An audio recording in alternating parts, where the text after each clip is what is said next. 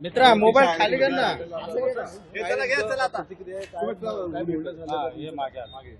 मला वाटतं राज ठाकरे साहेब आज ठाण्यामध्ये कोर्टात आले होते आणि आज रेस्ट हाऊसला इथे आले होते. शेवटी ठाकरे बंधू एकत्र आल्यानंतर शेवटी ते सुद्धा आमचे नेते आहेत, त्यामुळे आज त्यांना सुद्धा सदिच्छा भेट द्यायला इथे आलो होतो. सर, महापालिका निवडणुका जवळच आहेत. ठाकरे बंधू तर एकत्र आले, मुंबईमध्ये चर्चा सुरू आहेत. अजूनही जाहीर करण्यात आलेलं नाहीये की युती होणार की नाही. ठाण्यामध्ये नेमकं काय परिस्थिती आहे? ठाण्यातलं काय सांगा? ठाण्यात चांगली परिस्थिती आहे, मुंबईला पण चांगली परिस्थिती आहे, महाराष्ट्रात सुद्धा चांगली परिस्थिती आहे. आणि दोघं एकत्र आल्यानंतर मला वाटतं नक्कीच या महाराष्ट्रामध्ये खऱ्या अर्थाने या ठिकाणी तुम्हाला चांगलं वातावरण बघायला मिळेल. सर, ठाण्यामध्ये जो ठाकरे दणका आहे, जो विरोधकांना या प्रकारे शिवसेना फुटल्यानंतर आले, तर ठाकरे दणका त्यांना बसून महापालिकेत काही सत्तांतर होण्याची शक्यता 1001% ठाणे महापालिका असेल, मुंबई असेल, इतर महापालिका असतील, नक्कीच या महापालिकेमध्ये खऱ्या अर्थाने दोन ठाकरे बंधू एकत्र आल्यामुळे नक्कीच त्याचा फायदा होईल. सर, नाशिक सारखी तपोवन येथील ठाण्यातील मेंटल रुग्णालय येथील जे आहे ते हजारो पेड जे आहे ती कत्तल करण्यात येणार आहे विकासांच्या नावाखाली.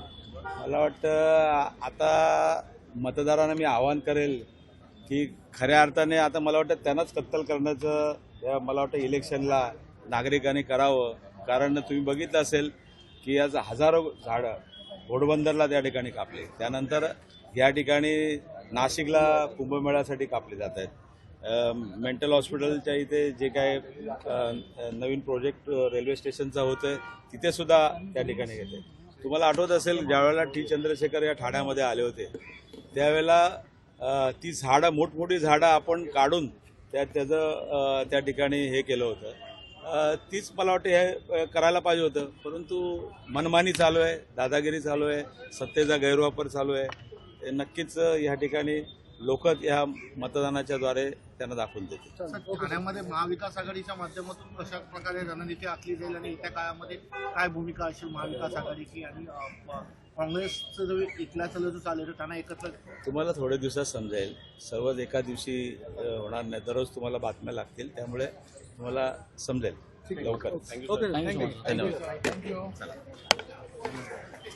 हे परत गडबड नको रे सर, थांबा. हो थांबा सर.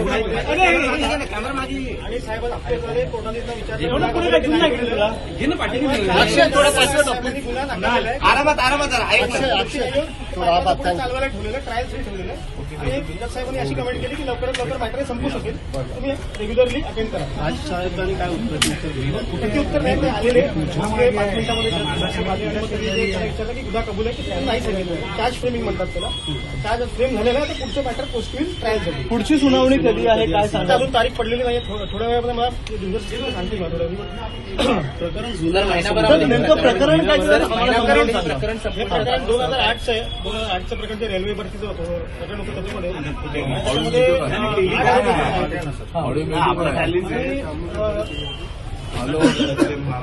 ऑडिओ मिळतो. 8 जण आरोपी आहेत आणि त्यांना 1 ते 7 जण आहेत. त्यांना पण आज कोर्टासमोर हजर करण्यात आलं. माझ्याकडे मिळतो का ऑडिओ?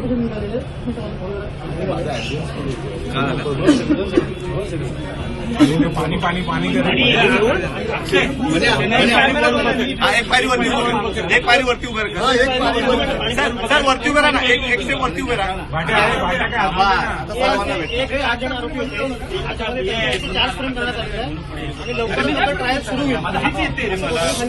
सुरुवातीला याच्यामध्ये 7 आरोपी होते. 7 आरोपी होते. सप्लिमेंटरी चार्जशीट दाखल झालेली आहे आणि आता लवकरात लवकर ट्रायल चालू होईल आणि लवकरात लवकर कन्क्लूड होईल असं वाटतंय. आणि 2008चं प्रकरण आहे रेल्वे भरतीचं. त्यांच्यावर गुन्हा नेमका काय दाखल केला? रायटिंग आहे आणि प्रक्षोभक भाषणं वगैरे देणं हे सगळे आरोप त्याच्यामध्ये ठेवण्यात आलेले आहेत, पण ते आपण अमान्य केलेले.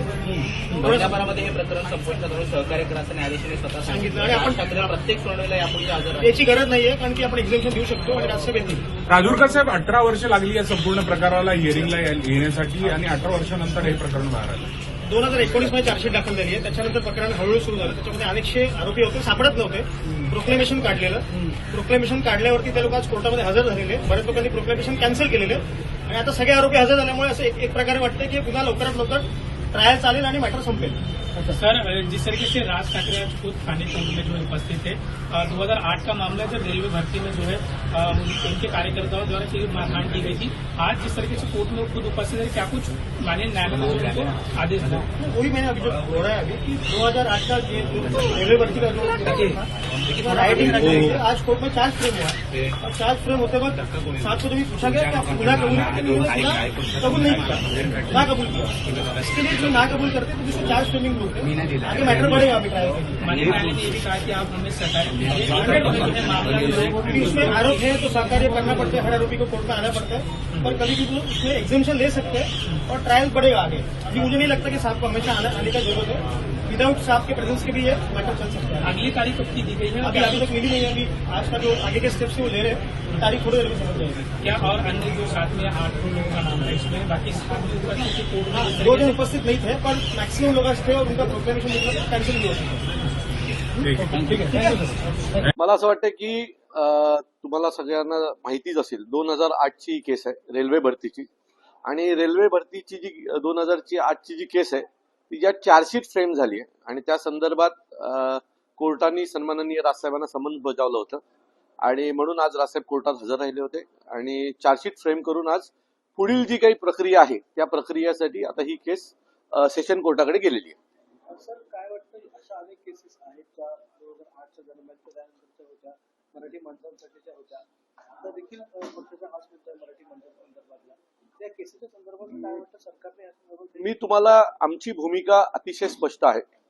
2008च्या पूर्वी जेव्हा रेल्वे भरतीचं जे आंदोलन झालं, जे संपूर्ण देशभरात गाजलं, त्या आंदोलनामध्ये सन्माननीय राजसाहेबांवर गुन्हा दाखल झाला, अनेक महाराष्ट्र सैनिकांवर गुन्हे दाखल झाले. त्यावेळेला 2008ला आम्हाला हे आंदोलन करावं लागलं होतं यासाठी की त्यावेळेला रेल्वे भरतीच्या परीक्षेसाठी उत्तर प्रदेश, मध्य प्रदेश, बिहार, झारखंड इथनं हजारो विद्यार्थी आले होते, आणि त्यावेळेची कुठलीही ऍड, रेल्वे भरतीची ऍड ही महाराष्ट्रातल्या कुठल्याच पेपरमध्ये आली नव्हती, कुठल्याच टीव्ही चॅनलला आली नव्हती, आणि त्याच्यामुळे आम्हाला काही माहितीच नव्हतं की एवढ्या मोठ्या प्रमाणात रेल्वे भरती होते. त्या आंदोलनानंतर पुढच्या सर्व रेल्वे भरतीच्या ज्या ऍड आहेत, रेल्वे भरतीच्याच नाही तर सेंट्रल गव्हर्नमेंटची प्रत्येक ऍड ही मराठी पेपरमध्ये यायला सुरू झाली. महाराष्ट्रात त्याचे बॅनर्स लागायला लागले, आणि त्याच्यामुळे अनेक मराठी तरुण हे त्यानंतर रेल्वेमध्ये कामाला लागले. हजारो मराठी तरुण रेल्वे किंवा सेंट्रलच्या इतर अनेक भागांमध्ये कामाला लागले, आणि आम्हाला त्याचा खूप आनंद आहे की त्या एका आमच्या आंदोलनानंतर हजारो मराठी तरुण सेंट्रल गव्हर्नमेंटमध्ये कामाला लागले, आणि तेव्हापासून आजपर्यंत जेवढ्या ऍड निघतात त्या मराठीत देखील निघतात, आणि त्याचा पुरेपूर फायदा हा महाराष्ट्रातल्या मराठी तरुण मुलांना होतो. आज ज्या बाणेदारपणे राज ठाकरेंनी मला मानधनाची असं कोर्टात पुढची प्रोसिडिंग कशी चालणार आहे आणि अशा पद्धतीचं एक आंदोलन बघा, आम्हाला वाटत नाही आम्ही गुन्हा केला. आम्ही जे केलं ते मराठी मुलांसाठी केलं, आमच्या मराठी लोकांसाठी केलेलं आहे, आणि जर आम्ही आमच्या राज्यात आमच्या लोकांसाठी जर एखादी गोष्ट करत असू आणि त्याचा गुन्हा आमच्यावर होत असेल तर तो गुन्हा आम्ही कसा कबूल करणार ना. महाराष्ट्रात प्रत्येक नोकरीवर इथल्या मराठी मुलांचा अधिकार आहे. पहिला अधिकार आमच्या मराठी मुलांचाच आहे, आणि त्यांना तो हक्क मिळवून देण्यासाठी महाराष्ट्र नवनिर्माण सेना अशा हजारो केसेस घ्यायला तयार आहे. तर एक प्रश्न आहे महाराष्ट्राच्या बॉर्डरवरचा, गुजरातचे प्रशासन किंवा गुजरात राज्य हे महाराष्ट्राच्या राज्यातली अनेक गावं जी आहेत तलासरीच्या संदर्भात या परिसरातली वेवची गाव वगैरे, तर त्या ग्रामस्थांचा आरोप होता की गुजरात आपल्या राज्यामध्ये घुसतंय आणि आपला प्रदेश त्यांच्या प्रदेशाला जॉईन करतोय. त्या त्यांच्या ग्रामस्थांच्या आरोपानंतर आज तिकडे संयुक्त मोजणी सुरू आहे, कोणता भाग महाराष्ट्राचा, कोणता भाग गुजरातचा, त्यावर त्या संदर्भात मी स्वतः पालघरचा जिल्हा अध्यक्ष आहे, त्यामुळे मला हे प्रकरण नीट माहिती आहे. याच्यात तिथल्या काही बॉर्डरवरच्या काही गावांमध्ये याच्या बाबतीतली शंका होती, कारण ऑलरेडी त्यांचे बोर्ड पुढे पुढे लागत येत चाललेत. आधी जो काही गुजरातमध्ये आपलं स्वागत आहे असा जो बोर्ड होता तो आता एक 4 किलोमीटर अलीकडे आणून ठेवण्यात आलेला आहे, बरोबर.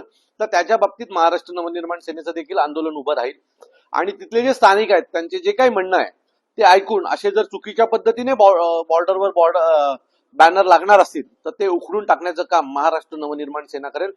महाराष्ट्रात घुसखोरी करायची नाही. तुम्ही आतापर्यंत जेवढी घुसखोरी केली आहे ती बस करा. आता याच्या पुढे जर तुम्ही महाराष्ट्रात घुसखोरी करण्याचा प्रयत्न केला तर तुमच्या अंगावर महाराष्ट्र नवनिर्माण सेना गेल्याशिवाय राहणार नाही. सारखी ठाण्यामध्ये देखील हजारो प्लेटची जे कत्तल करण्यात मनोरुग्णालय जे ते अत्याधुनिक बनवण्यासाठी 3,300 बेडचा नवीन बांधण्यात येत आहे. परंतु मोठ्या प्रमाणात जे आहे 100 वर्ष जुनी जी झाडं आहे ती देखील मोठ्या प्रमाणात कापण्यात येत असं काही होणार नाही ठाण्यामध्ये. त्यांनी काही प्रस्ताव मांडला तर ते काय तोडायचं काम आम्ही करून देऊ अशी कुठलीही अपेक्षा त्या लोकांनी ठेवू नये. तुमच्या मालकीची ही जागा नाही. हा, ही सरकारी जमीन आहे. त्याच्यावर असलेली झाडं ही 100, 150 वर्ष जुनी आहेत. तुम्हाला वाटलं की ती कापायची आणि तुमचे टेंडर काढायचे आणि तुमची घरं भरायची, हे काय ठाण्यात चालून देणार नाही आम्ही. ऑलरेडी तुम्ही खूप झाडं फक्त वार्ता करता 5,000 झाडं लावणार, 10,000 कुठे लावली आणि कुठली लावलेली झाडं जिवंत आहेत एकदा आम्हाला दाखवावं. मध्ये मुनगंटीवार वनमंत्री होते त्यावेळेला त्यांनी 5 लाख झाडं लावली. कुठे आहेत 5 लाख झाडं? एकदा मुनगंटीवारांनी आमच्यावर फिरावं आणि दाखवावं की 5 लाख झाडांचं झालं काय.